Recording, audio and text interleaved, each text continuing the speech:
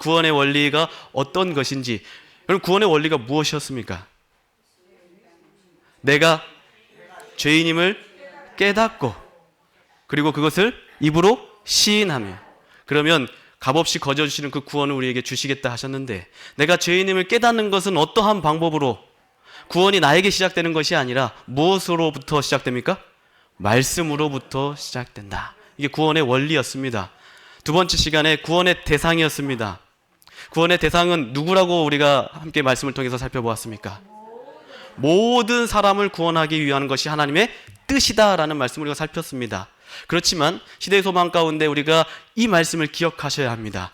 모든 사람을 구원하길 원하시지만 그것이 단 한 사람이라 할지라도 갈바리 십자가의 대속을 이루셨을 것이다. 아멘. 여러분, 단 한 사람이라도 예수님의 피를 희생하셨을 것이라는 거죠. 구원의 대상은 모든 사람이기도 하지만 나를 위한 것이다. 자, 어제 세 번째 시간이었습니다. 구원의 우리 여러분 앞에 앉으셔야 돼요. 네, 정말이에요. 김성희 목사님 죄송합니다. 김가희 목사님 죄송합니다. 제가 실수를 한 것 같습니다. 근데 정말 앞에 앉으면요, 정말 말씀이 땅에 떨어지지 않을 만큼 다 들어가는 게 느껴집니다. 그리고 설교자도 앞에 앉아 계시는 분들, 이분들을 보면서 힘을 얻습니다. 정말입니다. 또 김철 집사님이 바로바로 탁탁탁 다 얘기가 나오시는데, 어제 구원의 기쁨에 관한 말씀을 선포했는데, 구원의 기쁨, 우리가 하는 모든 교회 안에 설거지 봉사, 음향 봉사, 찬양 봉사, 모든 시무 봉사, 이러한 모든 것들이 뭐에서부터 시작돼야 된다는 거예요? 내가 구원받은 것에 대한 감사함으로부터 시작되어야 한다. 우리는 뭘 통해서 우리는 확인하게 되었습니까? 300데나리온의 값비싼 향유를 드렸던 이 마리아가 시대의 소망의 말씀을 통해서 우리는 뭘 확인하게 되었죠? 그녀가 인정받기 위해서, 대우받기 위해서, 하나님께 축복받기 위해서 그것을 드린 것이 아니라 뭐에 시작되었다라고 시대의 소망의 말씀이 기록되어 있었습니까? 자신이 구원받은 것에 대한 감사의 확신, 용서받은 것에 대한 감사로 그 값비싼, 단지 저는 300데나리온의 값비싼 향유를 바쳤다라고 저는 생각하지 않습니다. 그가 가진 재능, 그가 가진 시간, 그가 가진 재물, 모든 것을 하나님께 기쁨으로 바쳤다는 것이죠. 그러한 삶의 모습이 우리의 모습이 되면 좋겠습니다. 그래서 여러분, 교회에 봉사하실 때에 혹여나 지치십니까? 혹여나 좀 서운하시고 좀 속상하시고 버거울 때 여러분, 어디를 확인해야 할까요? 무엇을 확인해야 될까요? 내가 이 교회에서 봉사하는 이유와 목적, 동기가 무엇인지를 확인해야 하는데 그것을 어디서부터 확인해야 하겠습니까? 나 같은 죄인도 구원하신 하나님의 놀라운 은혜에 감사하며 기쁨으로 봉사하는, 우리의 삶에서 나타나는 그러한 참된 봉사가 우리 삶 속에서 펼쳐지기를 간절히 소망합니다. 오늘은 이제 네 번째 시간입니다. 이 베데스다라는 연못에서 일어난 한 사건을 통해서 예수님께서 어떠한 구원의 사역을 베푸셨고, 또 오늘 우리에게 그것이 어떠한 연관의 말씀이 있는지를 한번 좀 살펴보려 합니다. 요한복음 5장에 있는 말씀입니다. 어제처럼 여러분 다 성경을 펴시기 바랍니다. 여기 있는 화면은 조금 의존하지 마시고 여러분 성경을 펴셔서, 제가 왜 성경을 펴라고 하면, 제가 여기에서 30년 전에 제가 이 성경책을 썼는데요, 35년 된 성경책입니다. 이 책에 제가 성경 묵상할 때마다 뭘 발견하냐면, 30년 전에 이금진 장로님께서 여기 이곳에서 룻기에 대해서 설교하셨을 때 룻에 대한 너무나 큰 감동을 받아서 제가 이 룻기 옆에다가 조그마한 곳에다가 제가 기록을 해놨어요. 그래서 제가 룻기를 볼 때마다 이금진 장로님께서 30년 전에 설교하셨던 그 내용의 말씀을 떠올리게 되는 거예요. 여러분들 성경책을 절대 깨끗하게 보려고 하지 마십시오. 이 화면만 자꾸 의존하려고 하지 마십시오. 그래서 여러분 성경을 직접 보시면서 받은 은혜를 조그맣게라도, 그래서 요즘 저는 성경을 두 가지를 보고 있는데, 이거는 제가 이제 침례를 받았을 때 30년 전에 받았던 이 침례 선물을 제가 간직하면서 아침 말씀 묵상할 때는 이 성경책을 보고요. 그리고 이제 성경 공부를 하거나 제가 이제 평소에 쓰는 것은 노트 성경을 씁니다. 여러분 큰 글로 써져 있지만 옆에 노트가 이렇게 되어 있는 곳이 있습니다. 그래서 그 성경을 하나 여러분 장만하셔가지고 밑줄도 치시고 받은 은혜를 옆에다 기록하시면서 시간 날 때마다 하나님의 말씀의 은혜를 계속 곱씹을 수 있었으면 좋겠습니다. 네, 별로 그렇게 할 마음이 없으신 것 같습니다. 네, 요한복음 5장 말씀이죠. 자, 함께 읽겠습니다. 같이 읽을게요. 시작. 그 후에 유대인의 명절이 있어 예수께서 예루살렘에 올라가시니라.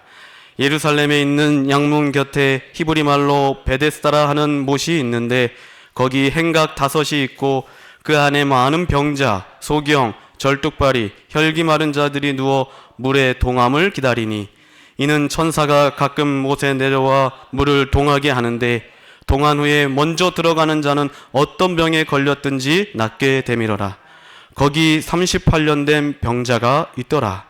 예수께서 그 누운 것을 보시고 병이 벌써 오랜 줄 아시고 이르시되 네가 낫고자 하느냐. 병자가 대답하되 주여 물이 동할 때에 나를 못에 넣어줄 사람이 없어 내가 가는 동안에 다른 사람이 먼저 내려가나이다. 예수께서 가라사대 일어나 내 자리를 들고 걸어가라 하시니 그 사람이 곧 나아서 자리를 들고 걸어가니라. 이 날은 안식일이니. 아멘. 우리는 이 세상 살아가면서 때로는 무서움과 두려움 대상 속에서 그것을 마주하며 살아가게 됩니다. 각자 사람마다 다 다르겠지만 내가 두려워하는 대상, 무서워하는 대상이 다를 수 있어요. 어떤 사람들은 어두운 것을 무서워하기도 하고 어떤 사람은 높은 곳에 올라가 고소공포증을 느끼기도 합니다. 어떤 사람은 별거 아닌 것처럼 보이지만 작은 벌레 하나를 가지고 너무 무서워하고 두려워하면서요. 어떤 사람은 특정 사람을 무서워하기도 합니다. 이처럼 사람마다 각기 다 무서움의 대상이 다 다른데요. 모든 사람이 동일하게 느끼는 무서움의 대상이 있습니다. 그것이 무엇일까요? 다 달라요. 고태순 집사님이 무섭게 생각하시는 것도 다를 거고 이명옥 집사님이 생각하시는 것도 다 다를 것이고 또 다 다를 수 있는데 그것들을 모두 다 똑같이 무서움을 느끼는 한 존재가 있습니다. 그것은 바로 질병입니다. 질병으로 인한 죽음이죠. 병이 드는 것을 아무렇지 않게 생각하는 사람이 별로 없을 거예요. 병이 들면 살아가는데 고통을 느낄 뿐만 아니라 불편함과 장애를 겪게 되기 때문에 내 삶이 어떻게 보면 행복과 즐거움을 뺏어서 가버리는 대상이 되기도 합니다. 그렇기 때문에 이 질병을 좋아하는 사람은 아무도 없을 거예요. 그런데 이 질병을 사람들이 얻기 전까지 참 당당합니다. 뭐라고 대부분 얘기하냐면 제가 그 호스피스 사역을 제가 이전 교회에서 했다고 말씀을 드렸잖아요. 그 17명의 장례를 치룰 때에 그분들이 그냥 돌아가신 게 아니라 그 장례를 치르기 전에 항상 제가 옆에 있으면서 그분들과 이런저런 대화를 나누는데 하나같이 하는 말이 있습니다. 자신들은 난 항상 아직 젊다고 생각했어. 나는 선천적으로 건강하다고 생각했어. 그래서 담배를 아무리 펴도 남들은 다 폐암 걸리는데 나는 괜찮아가지고. 근데 폐암이 아닌 다른 암이 걸려서 그분들은 돌아가시기도 하고. 인생 그렇게 까다롭게 살 필요가 있어? 그냥 대충 살다가 그냥 즐기다 살면 되는 거 아니야?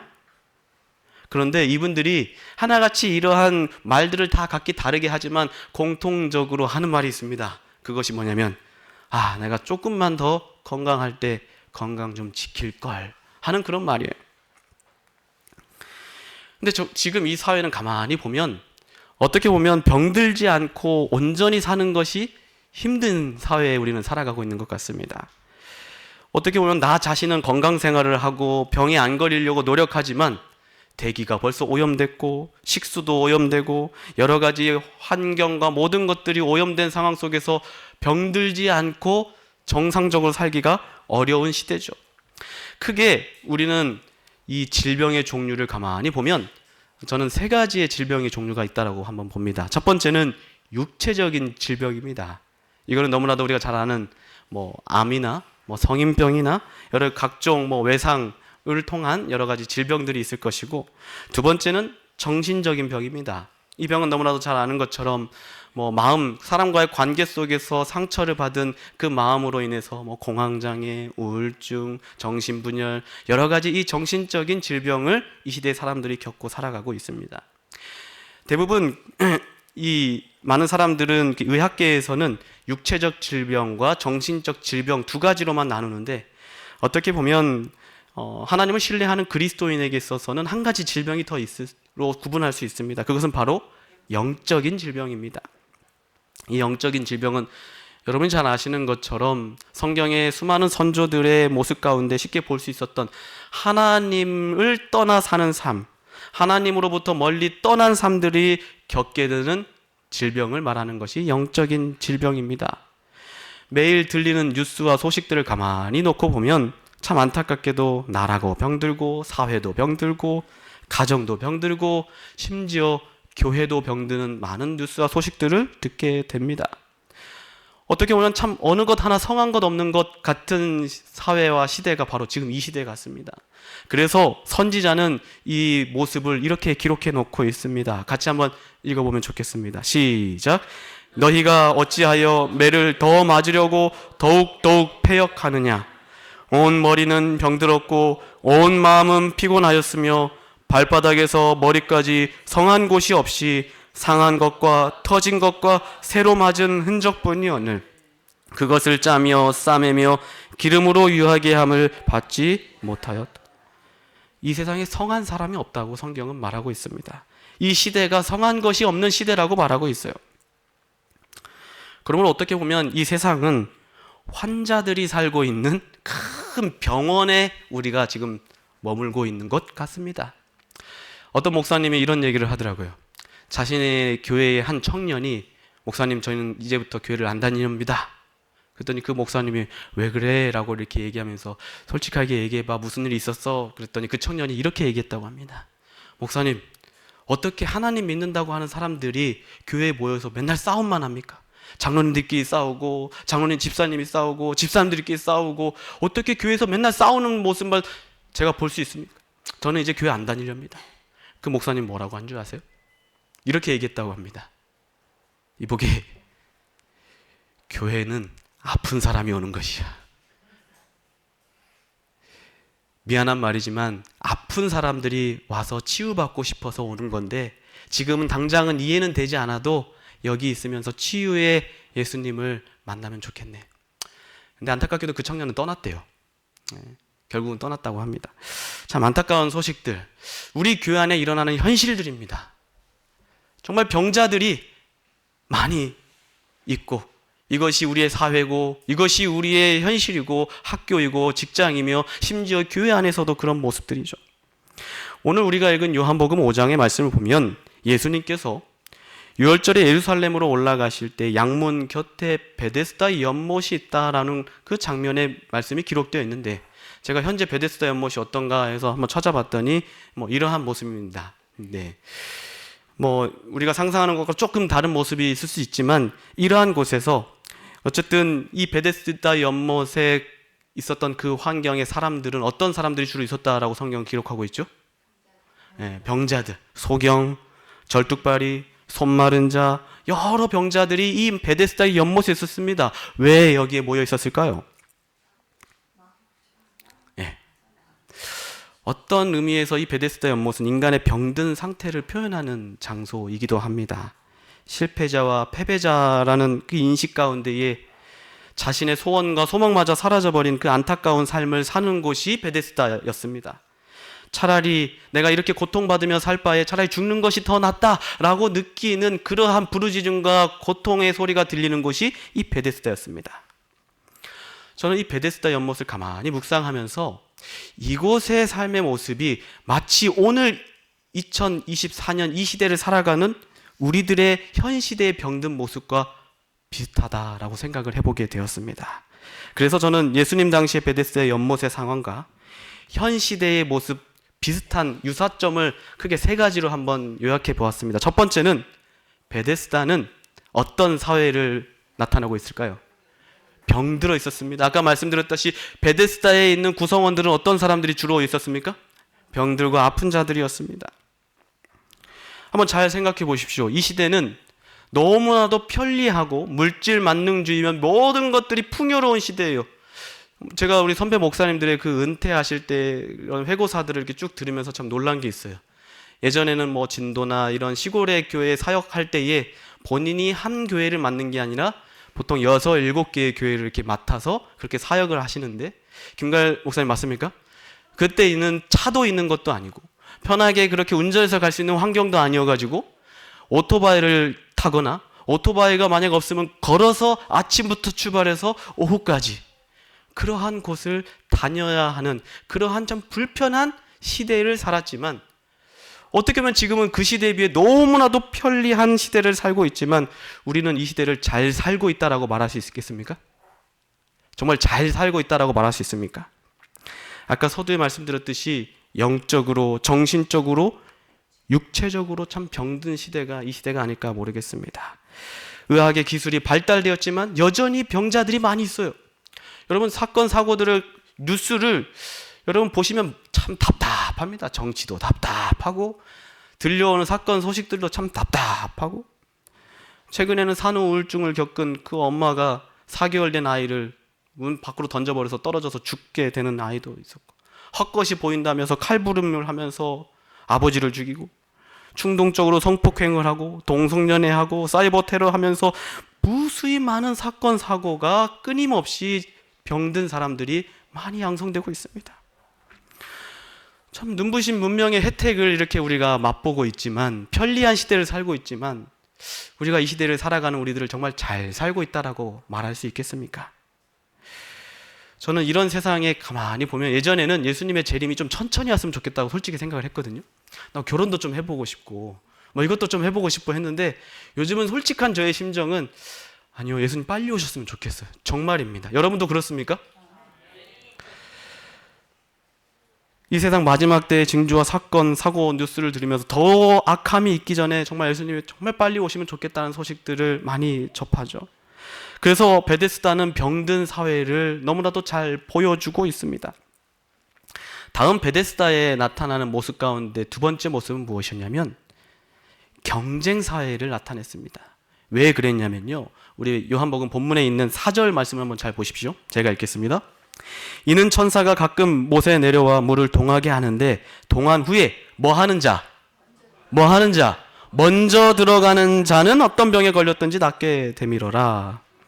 자, 베데스다 연못에 대한 말씀을 자세히 보면 그곳에 가끔 천사가 못에 내려와 물을 움직이게 하는데 움직인 후에 가장 먼저 들어간 사람은 뭐 했다라는 거예요? 나았다라는 거예요. 그런데 아쉽게 모든 사람이 다 나은 것이 아니라 가장 먼저 뛰어 들어간 자. 그래서 끊임없이 경쟁해야 하는 경쟁 사회였습니다. 베데스다는 경쟁하는 곳이었어요. 그야말로 너를 이겨야 누가 살아요? 내가 사는 거예요. 너를 짓밟아야 내가 사는 거예요. 현재 우리의 삶을 가만히 보십시오. 어떤 것 같습니까? 똑같습니다. 지금 현 시대도 누군가를 짓밟아야 내가 어떻게 돼요? 올라가요. 어떤 사람은 우리의 인생을 표현하면서 인간은 출생하는 그 순간부터 경쟁 체제에 뛰어든다라는 말을 했습니다. 참 부정하고 싶지만 정말 현실이 그런 것 같습니다. 여러분 어른들이 많이 계셔서 공감하지 못하고 참 이해하지 못할 수 있는데 여러분의 혹시나 늦게 가는 장가 가거나 시집 가는 우리 자녀들을 이해해 주십시오. 현 시대가 어쩌냐면 산후조리원이 한 주에 저렴한 곳이 100에서 150만 원입니다. 그런데 그것도 경쟁이 치열합니다. 서울 지역에는 평균 200에서 250만 원입니다. 그리고 VIP룸은 300에서 570만 원이 한 주 머무는 수 있는, 그것도 이것도 경쟁하면서 들어갈 수 있는 곳입니다. 뿐만 아니라 아이들의 교육을 시키는 과정에도 마찬가지예요. 요즘 아이들의 학원 개수가 얼마나 많은지 몰라요. 제 아이가 이제 6학년 올라가는데 제 아이가 이런 말을 해요. 아빠, 9시 반에 잠자는 애가 저밖에 없어요. 저녁에 6시 전에 집에 들어오는 애가 저하고 2명밖에 없어요. 아이들이 뭐 9시, 10시까지 학원을 다니고 심지어 토요일, 일요일 할 것 없이 주말 할 것 없이 정말 바쁜 경쟁 사회에 뛰어들어 살고 있습니다. 여러분 3, 6 초등학교 들어가는 거 쉽습니까? 얼마나 처절한지 몰라요. 학부모들이요. 심지어 모퉁이 뚫기에는 얼마나 멉니까? 근데 저 신창지구에서 모퉁이 뚫기까지 오면 얼마나 멀겠습니까? 그런데도 열심히 출석해요. 왜요? 학교 보내기 위한 경쟁에서 이기기 위해서. 지금 이 사진이 뭔지 아십니까? 최근에 지난주에 삼육대학교에서 정시 시험을 보는 장면인데요. 이 아트 앤 디자인 학과라는 학과에 20명을 선발하는데 400명이 지원했답니다. 그러면 20대 1이죠. 20대 1. 누군가는 내가 뭐 해야 돼요? 밟고 떨어뜨려야 내가 살 수 있는 그러한 경쟁 체제 사회에 우리가 지금 살고 있죠. 자, 이 요즘 많은 사람들, 여기 계신 분들도 혹시 이런 걸 관심 많은 분 계신 분 계십니까? 양악 수술, 피부의 탄력을 위해서 복도수 수술, 또 더 날씬하게 위해서 12번째 갈비뼈를 제거하는 수술도 있답니다. 아, 이거 보십시오. 이게 예쁩니까? 이처럼 태어나면서부터 끊임없는 경쟁 속에 살아가는 입시 경쟁, 취직 경쟁, 승진 경쟁, 외모 경쟁, 모든 게 경쟁의 연속입니다. 베데스다의 모습이 치열했던 것처럼 지금 현 시대의 모습 너무나도 치열한 삶 속에 우리가 지금 살아가고 있습니다. 마지막으로 세 번째, 베데스다의 모습은 예측 불허의 상황이었습니다. 뭘 통해서 알 수 있냐면 다시 한번 4절을 보시면 이는 천사가 가끔 못에 내려와 라는 표현이 있어요. 그러면 병자들이 그토록 바라고 있는 내가 낫고자 하는데 매일 오는 것도 아니고 정한 시간에 오는 것도 아니고 가끔 불규칙적으로 오기 때문에 날짜를 알려주고 내려오면 더 좋겠는데 예고 없이 오는 거예요. 예측 불허인 상황에 있어서 병자들은 초조하고 불안하고 그러한 시간들을 나날을 보냈을 것입니다. 화장실을 가고 싶어도 뭐 해야 돼요? 참아야 돼. 잠을 자고 싶어도 뭐해? 참아야 돼. 밥을 먹고 싶어도 뭐해? 참아야 돼. 언제 물이 동할지 모르니까.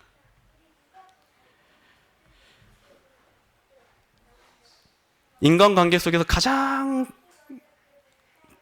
꺼려하는 사람이 누군지 아세요? 예측 불허의 사람입니다. 언제 어떤 생각과 어떤 행동을 할지 모르는 사람. 항상 상대방에게 긴장감과 불안함을 주기 때문에 그 사람들 꺼려한다고 하는데 2000년 전 베데스다의 모습, 전혀 예측할 수 없는 그런 상황 속에 살면서 그들은 늘 대박을 기다렸어요. 어떤 대박을 기다렸을까요? 낫고자 하는, 자기의 병이 나을 거라는 대박을 기다렸어요. 우리 사회도 가만히 보면은 어떻게 보면 정말 예측 불허의 사회죠. 내가 투자한 정말 힘들게 모았던 이 아파트를 샀는데 이 아파트가 뭐예요? 언제 올라갈지 떨어질지 예측할 수 없어요. 주식, 환율 여러 가지를 예측할 수 없는 막연한 그러한 사회에 우리는 살아가고 있습니다. 단지 대박 날 것이라는 기대만 하면서요. 그런데 여러분, 오늘 중요한 사실은 이러한 예측 불허의 그리고 경쟁 사회에, 이런 병든 사회에 있었던 베데스다에 누가 찾아오셨다라는 거예요. 아, 예수님이 찾아오셨다는 거예요. 그러면 다시 말해서 2000년 전에 베데스다 연못을 찾으신 그 예수님이 오늘 동일하게 병들어 있고 경쟁하며 예측 불허의 이 시대의 사회에 누가 찾아오신다는 거예요? 예수님이 찾아오신다는 거예요. 아멘이십니까? 함께 5절 6절 한번 봅시다. 거기 38년 된 병자가 있더라. 예수께서 그 누운 것을 보시고 병이 벌써 오랜 줄 아시고 이르시되 네가 낫고자 하느냐. 38년 동안 일어서 본 적이 없는 안진뱅이였어요. 38년이면 아마 예수님이 30대 초반이니까 예수님이 태어나시기 전부터 이 병을 앓고 있었던 사람일 것 같습니다. 이렇게 오랫동안 38년의 시간, 여러분 얼마나 긴 시간입니까? 그 시간을 끝까지 베데스다에서 떠나지 않고 거기 머물러 있다는 것은 뭘 의미할까요? 낫고 싶다. 희망이에요, 희망. 근데 그때 예수님께서 그를 찾아오시고 나타나 이렇게 말씀하셔요. 네가 낫고자 하느냐. 그냥 바로 네는 나았다라고 하면 더 좋을 텐데 왜 예수님은 그 병자에게 네가 낫고자 하느냐. 예수님 정말 이 사람의 필요를 몰라서 이 말씀을 물어보셨을까요? 저는 이 낫고자 하느냐에 대한 그 의미를 크게 한번 두 가지로 생각해 봤어요. 첫 번째는 그가 이제 38년이라는 시간을 살다 보면 어떤 마음이 있었을까요? 원래는 희망을 가지고 거기에 앉아 있었겠지만 남들이 뛰어갈 때에 그는 단지 부러움을 느끼고 있었지만 자기가 빨리 갈 수 없음에도 불구하고 거기에 남아 있었던 이유는 무엇이었어요? 남은 간절한 그 희망 때문이었어요. 그런데 시간이 너무 많이 지나면서 그러한 간절한 희망마저 뭐 하고 있는 거예요? 사라져 가고 있는 거예요. 패배의 연속 속에 그는 살아갔을 거예요. 그래서 예수님은 그에게 다시금 네가 낫고자 하느냐라고 물어보시면서 그의 마음 가운데에 희망을 불어 넣어주시는 겁니다. 여러분, 아픈 사람에게 있어서 가장 치명적인, 가장 힘든 소식이 뭔지 아세요? 희망이 없다는 거예요. 제가 예전에 사역하던 곳에 한 여집사님이 계셨습니다. 이 여집사님은 이분도 어제 제가 말씀드렸던 집사님과 같이 비슷한 동네, 이분은 동가리에 사시는 그 집사님이십니다. 80대의 노 집사님이셨는데 이분 또한 정말 신실하세요. 제가 어제 소개했던 그 집사님도 7시 반에 예배면 6시 반부터 오셔서 맨 뒤에 앉아서 기도하고 하셨다고 그랬잖아요.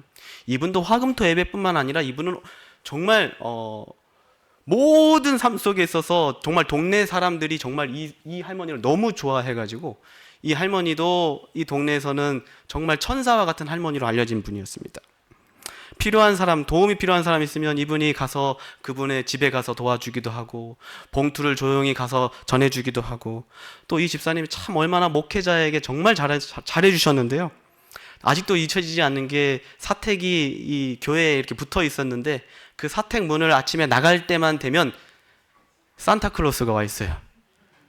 검정 봉지에 복숭아 3알, 어느 날은 검정 봉지에 감자 몇 알, 어떤 날은 집사님이 본인의 집에 있는 감나무가 있어요. 그 가을이 되면 그분은 항상 본인이 감을 따서 가장 먼저 누구에게? 목사님 드시라고. 그래서 검정 봉지에다가 이렇게 정성스럽게 해가지고 항상 정해져 있어요. 문고리 이렇게 딱 걸어 놓으셔요. 그러면 문을 딱 열고 앞에 아침에 나가면 탁탁 저거 소리가 나요. 그럼 뭐예요? 산타가 왔다 가셨구나. 근데 이 집사님, 여기 장로님에게는 자녀가 없었습니다. 이 집사님이 난임이어가지고 아이를 가질 수 없어서 외롭게 참 지내셨었어요. 그래서 더 교회에 더 많은 애정과 지역사회 사람들에게 더 많은 애정을 베푸셨던 것 같기도 합니다. 근데 늘 보면 명절만 되면 참 외롭게 지내시더라고요. 물론 교회가 있어서 이렇게 시간을 잠깐 보내드리긴 하지만 그래서 제 안사람과 우리가 다른 건 몰라도 명절 때 우리 부모님도 다 양가 이해해 주시니까 명절 당일만큼은 우리가 이 집사님 댁에 가서 같이 시간을 좀 보내자. 그래서 제 안사람도 동의를 해주었고 같이 항상 명절 아침 되면 같이 그냥 우리가 그날은 집사님 오늘은 제 목사가 아닙니다. 제가 집사님의 아들로 제가 세배 받으십시오 하고 이렇게 인사하고 그렇게 하면서 명절에 같이 떡국도 먹고 그런 시간을 함께 참 가까운 그런 시간을 보냈어요. 근데 어느 날 갑자기 집사님이 전화가 왔는데 떨리는 목소리로 목사님 저 변에서 혈변이 나와요. 피가 나와요. 나 이러는 거였어요. 제가 너무 당황스러워서 집사님 잠깐 계세요 하고 전화를 바로 끊고 교회에서 바로 차를 끌고 동가리로 향했습니다. 동산으로 향했습니다. 그래서 집사님을 바로 모시고 화순 읍내에 있는 화순 고려병원에 바로 모시고 가서 집사님 정밀 검사를 다 받게 하시고 이제 오후에 이제 검사 결과를 딱 듣는데 의사가 보호자십니까? 네, 제가 말씀해 주십시오 그랬더니 아무래도 큰 병을 좀 가보셔야 될 것 같습니다 이러는 거였어요. 그래서 자기가 이제 의뢰해 줄 테니까 화순 그 암 전문병원에 자기가 조직 검사를 의뢰할 테니까 날짜를 잡아서 한번 이분 어르신 모시고 한번 가보시라고. 그래서 제가 이제 예약된 날짜에 이제 화순 암병원을 가서 집사님과 함께 그 의사의 그 교수 의사의 소견을 또 듣고 있는데 그분이 이렇게 얘기하셨습니다. 정말 안타깝지만 췌장암 말기입니다. 3개월 정도 시간이 남은 것 같습니다. 참 저는 이 집사님 지금도 봐보세요. 얼마나 참 해맑게 웃고 계시는 분이세요. 이렇게 정정하시고요. 정말 교회에 80이 넘으셨는데도 교회 꾸준 일. 우리는요 그 교회 대청소를 2번 하거든요. 그러면 이제 교회 옆에 부지가 넓어가지고 뭐 지나다닐 때마다 보시면 아시겠지만 교회 부지가 넓어가지고 우리가 교회 대청소하는 날이 있으면 저는 이제 보통 교회 대청소를 하면 한 아침 식사하시고 한 10시쯤 하면 좋겠다 했는데 이 교회는 시골이라 그런지 일찍 합시다. 6시에 결의를 했어요. 그런데 6시 전에 와 계시는 분이 이분이죠. 꽃갱이 그 호미 하나 들고 와가지고 다 교회 주변에 있는 잡초들 다 먼저 하시고 그만큼 이렇게 교회 일에 열성이시고 참 웃음 천사였던 이분이 딱 그 사망 선고 3개월 정도 사실 것 같습니다. 이 말에 집사님이 표정이 굉장히 어두워질 뿐만 아니라 그분이 가지고 있었던 그 굳건한 그 신앙의 믿음마저도 흔들리는 것을 제가 보게 됐습니다. 제가 안타까운 마음에 어떻게든 이 집사님을 도와드리고 싶어서 이 여수 요양병원에 모시고 가서 잠깐 있다 오기도 하고, 집사님이 참 우울해하시니까 이제 모시고 나가서 화순 읍내 가가지고 그 팥죽, 집사님 팥죽을 좋아하셔서 팥죽도 같이 먹으면서 그런 시간들, 바람도 쐬고 드라이브도 가고 이런 시간들을 많이 보냈어요. 이렇게 함께 좀 시간을 보내더니 이제 집사님이 마음을 조금씩 다잡으시면서 저에게 이런 말씀을 하셨어요. 목사님, 저에게 주어진 시간 동안 하나님께서 저에게 바라시는 일들을 할게요 라는 그런 말씀을 하셨어요. 그러면서 원래 3개월 선고를 받았는데 1년이 넘는 시간을 사시면서 집사님이 하나씩 이 본인의 이제 삶을 정리해 나가기 시작하는데, 자녀들이 없고 뭐 이제 가지신 재산이나 이런 것들을 어떻게 할까 하다가 저를 불러놓고, 목사님, 제가 어릴 적에 학교를 너무 다니고 싶었는데 돈이 없어서 학교를 다니지 못했는데, 혹여나 교회에 오는 아이들 가운데에 돈이 없어서 학교를 그리고 학원을 못 가는 친구들 있으면 이 돈은 이렇게 좀 그렇게 써주시면 좋겠습니다. 또 이 돈은 해외 선교에 나가 있는 누구를 위해서 써주시면 좋겠습니다. 또 이것은 이 교회가 혹여나 어떠한 뭐 건축이나 리모델링을 할 때 혹여나 필요하면 써주시면 좋겠습니다. 그러면서 하나님께서 저에게 이렇게 삶을 마무리할 수 있는 시간을 주셔서 너무 감사합니다. 이제 미련이 없습니다. 이런 말씀을 하셨어요. 시간이 좀 많이 흘러서 이제 편찮으셔가지고 이제 요양병원에 모셔다 드리고, 어느 날 이제 그 요양병원에 있는 그 간호사를 통해서 위독하시다는 소식을 듣고 제가 남평에 있는 요양병원에 급히 갔습니다. 집사님이 이제 숨을 거두실 것 같아요. 막 이렇게 힘겹게 제 손을 잡으면서 이런 말씀들을 하셔요. 여러 말씀을 많이 하셨는데, 근데 너무 힘드니까 몰핀을 맞아가면서 이제 저하고 이런저런 대화를 나눴는데, 오전 내 대화를 나누시다가 무슨 대화를 하셨냐면, 목사님, 제가 누구누구를 용서했어요. 하나님도 저를 용서하시겠죠? 제가 그 사람이 참 미웠는데 저 이제 용서했어요. 하나님 저 용서해 주시겠죠? 계속 이런 말씀을 하셨어요. 그리고 나중에는 이제 몰핀을 더 넣으려는데 몰핀 이제 그만 맞겠다고 하시면서 마지막 그 처절한 그 통증을 참아가면서 마지막 외쳤던 그 말귀가 저는 아직도 기억나요. 하나님 저 하늘 가고 싶어요. 하늘 가고 싶어요. 계속 그 말씀을 하셨어요. 그러면서 숨을 거두셨습니다. 저는 그 마지막 그 목소리가 아직도 잊혀지지 않습니다. 집사님께서 돌아가신 후에 교회 이제 이동규 장로님, 재무장로님이셨는데 그 장로님을 통해서 한 이야기를 듣게 되었습니다. 장로님 이렇게 얘기하시더라고요. 목사님, 우리 돌아가신 이석순 집사님께서 살아계시는 동안 저한테 찾아오셔서 목사님 안수 받을 때 안수식에 꼭 본인이 찾아가서 축하해드리고 싶었는데 아무래도 그렇게 하지 못할 것 같다고 100만 원을 맡겨주시면서 자기 손에 쥐어주면서 그 100만 원을 목사님 양복해 입게 해주세요라고 하셨다는 거예요. 여러분이 만약에 그 얘기를 듣는 목사라면 어떤 마음이 들 것 같아요? 예, 100만 원. 나 양복 없었는데 잘 됐네. 제가 그 장로님 얘기를 듣는데 눈물이 나서 차마 그 돈을 받을 수 없겠더라고요. 그래서 제가 장로님께 이렇게 말씀드렸어요. 장로님, 저 양복 많습니다. 보시다시피 뭐 3벌, 4벌 양복이 있습니다. 근데 이게 이 집사님이 정말 이러한 마음으로 주셨는데 이걸 좀 더 의미 있게 쓰고 싶습니다. 근데 이제 그 당시에 이제 화순동산교회 이제 교회 냉장고가 냉동실이 이제 물이 자꾸 새가지고 이렇게 교회가 냉장고 고장이 나 있었는데, 장로님 이 돈을 더 귀하게 우리 집사님 이름으로 냉장고를 구입하면 어떨까요? 그렇게 하고 교회 냉장고를 새로 구입하고 그렇게 했습니다. 그래서 화순동산에 가시면 돌아가신 이 집사님의 그 손길들이 다 곳곳에 남아 있어요. 저는 이 노 집사님 참 비록 육체의 병은 있었지만 이 땅에서 죽어가는 존재지만 예수의 재림하시는 그날 저는 예수님의 그 음성을 듣게 될 것이라 저는 확신합니다.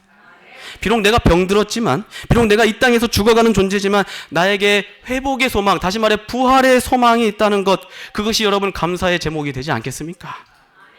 예수님께서 베데스다 연못에 38년 된 병자에게 희미해져 갔던 그 희망, 그 소망을, 구원의 갈망을 심어주기 원하셨어요. 그래서 뭐라고 물어보셨습니까? 네가 낫고자 하느냐? 우리에게 구원의 소망이 없으면 어떻겠습니까, 여러분? 기독교 신앙의 진수는 바로 부활의 소망, 재림의 소망이 아니겠습니까? 아무리 내가 지금 건강한다 해도 결국 이 땅에서 우리는 죽어가는 존재예요. 정준현 장로님 참, 제가 우리 30년 전에 그 이발소에 가면은 장로님 아주 손도 빠르시고 피부도 탱탱하셨습니다. 죄송합니다, 장로님. 근데 참 우리 장로님 주름도 많이 늘어나셨어요. 오늘 이금진 장로님과 점심에 식사를 하는데, 와, 제가 저 뒤에 앉아가지고 이금진 장로님 설교를 들었을 때가 생각해보니까 장로님 50대셨더라고요. 50대 중후반이셨더라고요. 그런 장로님의 정말 멋진, 샤프하고 멋있는 그 장로님의 모습이 오늘 같이 식사를 하는데 참 마음이 저는 이렇게 우리가 시간이 흘러 나도 결국은 그렇게 늙어가겠구나. 근데 여러분, 우리에게 있어서 정말 우리의 건강, 우리의 현재 모습만 보면 솔직히 희망보다는 죽음을 앞둔 절망의 모습만을 발견하게 되는 것 같아요. 그러나 우리에게 누가 찾아오세요, 여러분?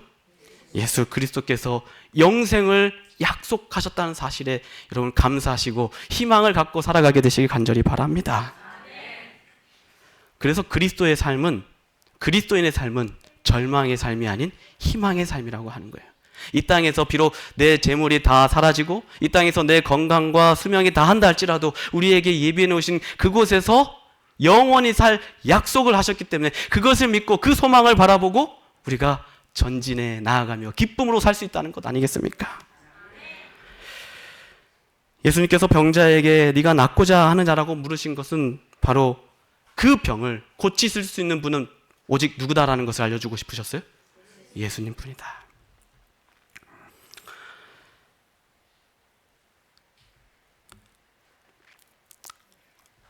저는 예수님이 이렇게 병자에게 물어보신 이유는 네가 낫고자 하는 것은 장난을 치는 것도 아니에요. 지금 아픈 사람에게 불난 집에 지금 부채질하는 게 아니에요. 예수님이 이렇게 물어보신 이유는 나는 너를 뭐 할 수 있다는 거예요? 낫게 할 수 있다라는 확신이 있기 때문에 이런 말씀을 하실 수 있는 거였어요. 다시 말해 이 병자의 문제를 해결해 줄 수 있는 유일한 구원자가 나다라는 것을 알려주시는 거예요. 우리는 오늘 베데스다의 38년 된 병자의 모습을 보며 그냥 예수님 당시에 있었던 한 사건이었지라고 그냥 지나쳐서는 안 됩니다. 이 말씀을 통해, 이 병자의 모습을 통해 오늘 나의 모습을 한번 돌아봐야 합니다. 이 병자는 일어서지 못하는 질병을 갖고 있었지만 나는 혹여나 하나님을 떠나서도 이렇게 잘 살고 있고 혹시 영적 질병에, 정신적 질병에 허우적거리며 살고 있는 존재는 아는지, 캄캄한 어두운 터널을 지나가고 있는 병자의 삶은 아닌지, 그러나 우리에게 약속하신 그 예수님이, 직접 병자에게 찾아오신 그 예수님이 동일하게 우리 앞에 나타나지는 않지만 예수님께서 어떤 약속을 하셨냐면, 이 약속, 참 귀한 약속입니다. 같이 한번 읽어보면 좋겠습니다. 시작. 내가 아버지께 구하겠으니 그가 또 다른 보혜사를 너희에게 주사 영원토록 너희와 함께 있게 하시리니 저는 진리의 영이라. 세상은 능히 저를 받지 못하나니 이는 저를 보지도 못하고 알지도 못함이라. 그러나 시작. 그러나 너희는 저를 아나니 저는 너희와 함께 거하심이요 또 너희 속에 계시겠습니다. 아멘. 예수님께서 2000년 전에 똑같은 모습으로 우리에게 다가오시진 않지만 무슨 약속을 하셨어요? 보혜사 성령을 구하셔서 그 성령이 우리와 영원토록 함께 하시겠다는 거예요. 몇 년 전에 한 폭포에서 보트가 뒤집히는 사건이 있었습니다. 두 사람이 그 보트에서 떨어져서 급류에 흘러내려오고 있었습니다. 그때 강가에 있던 사람들이 간신히 그 급류에 떠내려가는 사람들에게 밧줄을 던져줬습니다. 두 사람이 그 밧줄을 겨우 붙잡고 버티고 있었어요. 그래서 한 사람은 그쪽에서 무태서 이렇게 당겨주는 그 밧줄을 타고 열심히 오고 있는데 무사히 한 명이 올라왔는데 옆에 있던 한 사람은 이 본인이 붙잡고 있는 이 줄이 좀 약해 보이고 끊어질 것 같아서 혹시 난 죽으면 어떻게 하나 해서 그 옆에 떠내려오는 큰 통나무를 줄을 놓고 통나무를 잡았습니다. 이제 통나무를 잡는 순간에 자기는 살았다라고 생각했어요. 왜? 자기가 발을 헤엄쳐서 건너갈 수 있을 거라고 생각. 그런데 갑자기 또 세게 흘러내려오는 그 급류에 휩쓸려 사라져버리고 말았습니다. 여러분, 아무리 눈에 보이는 약해 보이는 밧줄이라 할지라도 그것이 우리와 예수님과의 연결되어 있는 줄이라 한다면 그 줄이 우리를 끝까지 구원하는 구원의 줄이 될 줄로 저는 믿습니다. 그러나 반대로 권력과 재력과 명예와 학벌 같은 정말 세상에 견고해 보이는 통나무가 우리 옆에 있어서 그것을 짚으면 그것이 잠시 잠깐은 나에게 큰 평안을 주고 든든함을 줄지는지 모르겠지만 그것이 평생의 영원한 생명을 주는 밧줄이 될 수 없음을 꼭 기억하셨으면 좋겠습니다. 같이 에베소서에 있는 말씀을 읽고 이제 말씀을 정리하겠습니다. 시작. 평안에 매는 줄로 성령의 하나 되게 하신 것을 힘써 지키라. 예수님께서 우리를 평안에 매는 줄로 우리를 묶으시고 붙잡고 계신다고 약속하셨습니다.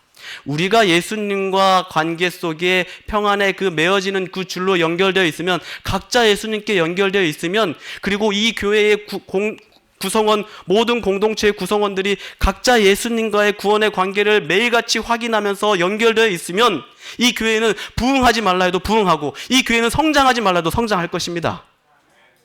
여러분, 여러분의 노력으로 자꾸 이 교회를 성장시키려고 하니까 자꾸 힘이 든 거예요. 저도 제가 섬기고 있는 모퉁이 똘교회에서 저도 열정이 있고 저도 저 나름의 젊음이 있다고 생각해서 자꾸 제가 어떤 것을 해보려고 해요. 그런데 이 교회가 다시 바로 서게 되는 것은 저는 개개인이 말씀으로 하나님과의 관계에 맺어 서 있을 때에 이 교회는 내가 원하지 않아도 하나님께서 뭐 해주신다는 거예요? 성장시켜 주신다는 거예요.